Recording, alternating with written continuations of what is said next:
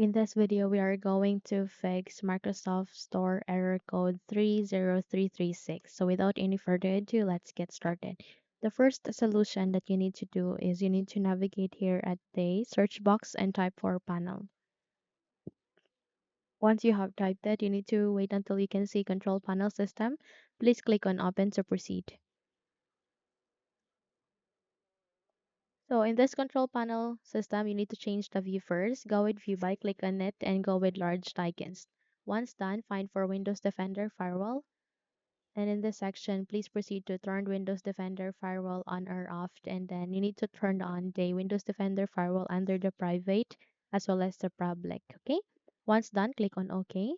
And then close the window and restart your computer and check if the error has been resolved. However, if not, then I want you to navigate to your proxy settings. Make a right click here at the start. Go with the settings.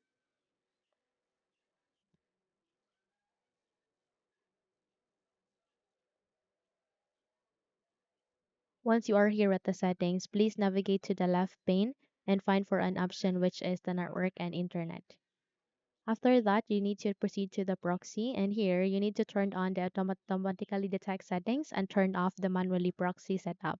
So if you have anything that is being set up here, please remove that one and then close the window and restart your computer and check if the error has been resolved. Okay?